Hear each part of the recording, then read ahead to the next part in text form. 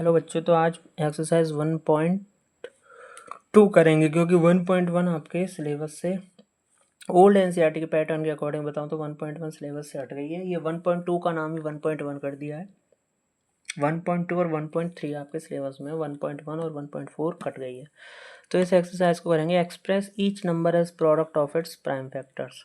तो prime factors में क्या सॉल्व करते हैं, 2 क्वेश्चन बताता हूँ, बाकी ये बाकी अपने आप करना। 140, तो 140 को आप कैसे करेंगे,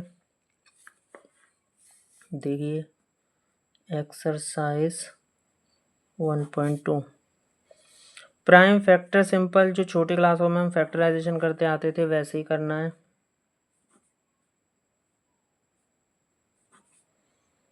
2 3 5, 2 5 10, 5 7 35, 7 1 7। तो इसके प्राइम फैक्टर हो जाएंगे 2 का square into 5 into 7, answer. Second वाले का कैसे करेंगे आप, सेकंड अपने आप कर लेंगे। चलिए आपको बताता हूँ 5005 का, इसका करिए। तो 5005 इसका करेंगे। पहले तो 5 3 से चला जा सकता है क्या, 3 1 3 करके देखते हैं। 3 6 18, 3 6 3 1 3 बचेंगे 2, 3 6 18 बचेंगे 2, 3 6 18 बचेंगे 2, नहीं जाएगा, 5 से ही जाएगा।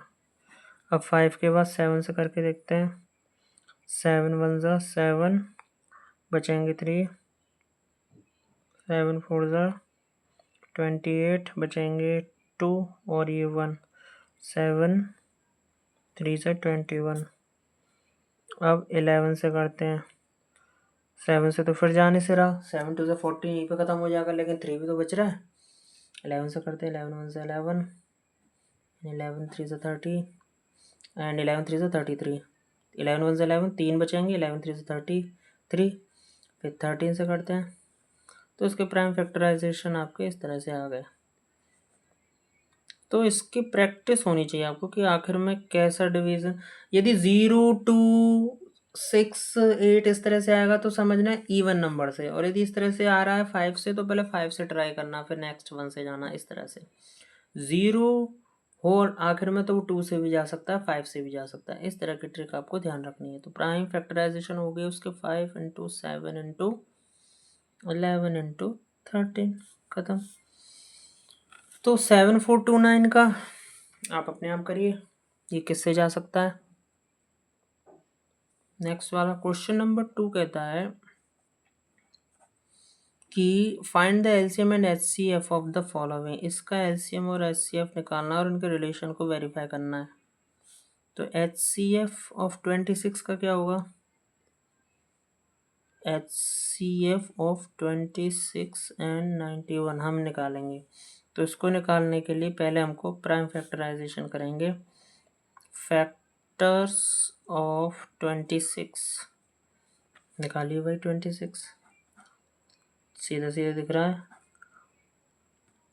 तो 1 भी लिखेंगे। 2 इंटू 13 और 91 का निकालेंगे फैक्टर। तो 91 का फैक्टर कैसे आएगा, 7 2 7 1 7, तो 1 इंटू 7 इंटू 13, तो 1 कॉमन है यहाँ पर, तो HCF आ गया 1। LCM निकालना है आपको, तो कैसे निकालेंगे, LCM ऐसे निकालेंगे। 26 इंटू 9, 26 और 91 का, 2 1 2, 2 3 6, 13 1 13 and 13 7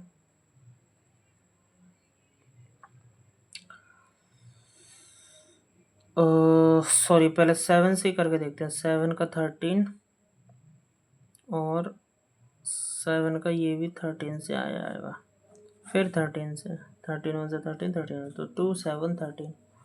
तो इसके प्राइम फैक्टराइजेशन क्या हो गया आपके, ये हाँ 13 13। तो इसके प्राइम फैक्टराइजेशन हो गए आपके 2 × 7 प्राइम फैक्टराइजेशन इसके मल्टीपल 2 × 7 × 13। तो एलसीएम आ जाएगा 2 × 7 × 13। तो एलसीएम को यदि मैं पूरा लिखूँ यहाँ पे तो कैसा हो जाएगा, 7 × 2 = 14 × 13, फिर 13 × 4 = 52 एंड 13 और 5 14 15 16 17 18 182। तो एलसीएम एचसीएफ आ गया 1, एलसीएम आ गया कितना 182। अब दोनों का फॉर्मूला लगाइए, वेरीफाई करना है।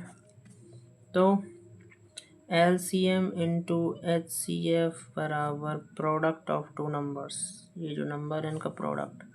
एलसीएम कितना है 182, एचसीएफ कितना है 1, प्रोडक्ट कितना है 26 × 91। तो करके देखिए 26 1 से 26 एंड 26 का 9 में मल्टीप्लाई और करके देखिए 9 6 54 एंड 9 2 18 और 5 19 20 21 22 23 23 और 5 सॉरी 9 6 54 9 2 18 18 और 5 19 20 21 22 23। तो ये हो गया 23 इसका मल्टीप्लाई। और 234 में यहाँ जो पावर लगी थी वो, यहाँ जो पावर लगी थी 26 का 26 और पावर लगी थी 2, तो 234 + 2 कितना हो जाएगा, ये 236। और तो ये तो हो गया 236, लेकिन यहाँ पर ये तो प्रोडक्ट दोनों बराबर आने चाहिए। गलती क्या हुई है,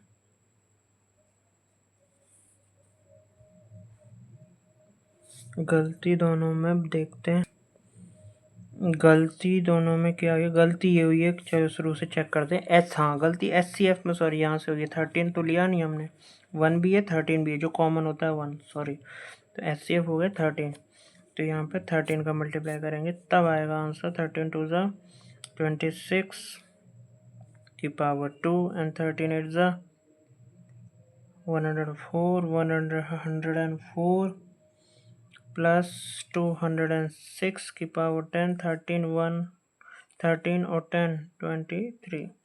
तो एलसीएम बराबर क्या हो गया आपके, सॉरी एलएचएस बराबर हो गया आरएचएस, हैंस वेरीफाइड। तो इस तरह से आप सारे पार्ट कर सकते हैं। सेकंड पार्ट और करके देख लेते हैं। सेकंड पार्ट कह रहा है 510 एंड 92 दोनों के फैक्टर करें तो 510 के फैक्टर क्या होंगे, 2 2 = 4 2 5 = 10 2 5 = 10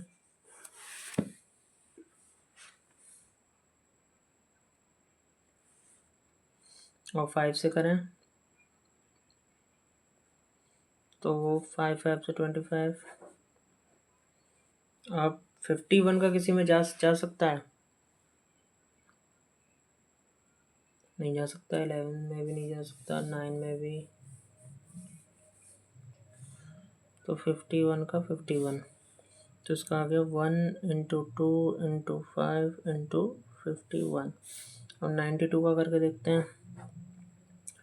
2 4 = 8 एंड 2 6 = 12, 2 2 = 4 2 3 = 6 एंड 23 का 1। तो 1 × 2 × 2 × 23। तो एचसीएफ क्या आ गया इसका, कॉमन फैक्टर देखते हैं। हाईएस्ट कॉमन फैक्टर 1 है 2 है, फिर कुछ नहीं है, तो 2 आ गया इसका एचसीएफ। और यदि मैं इसका एलसीएम देखूं तो एलसीएम करना पड़ेगा। तो देखिए 510 92, 2 से जा रहा है 255, ये भी जा रहा है 46, ये 2 से अभी जाने की गुंजाइश है इसमें। अब किससे जा रहा है ये, अब ये 5 से जा रहा है।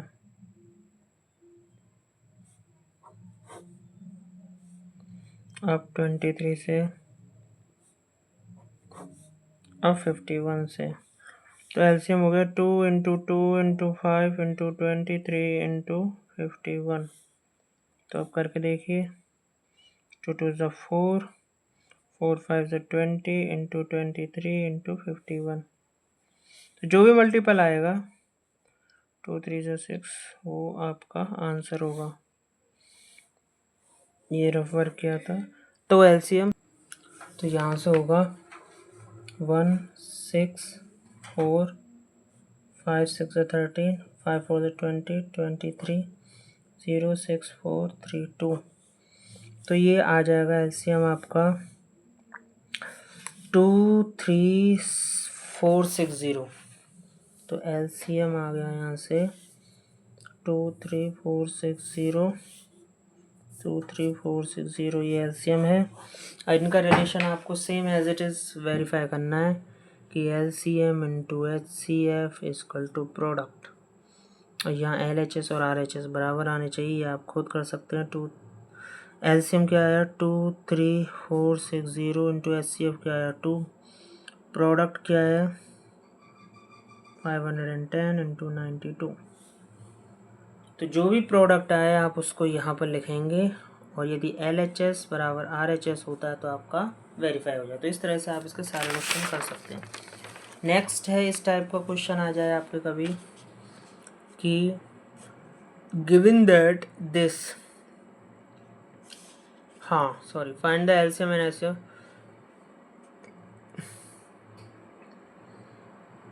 इसमें प्राइम फैक्टराइजेशन मेथड से करना है आपको, वही सेम प्रोसेस है।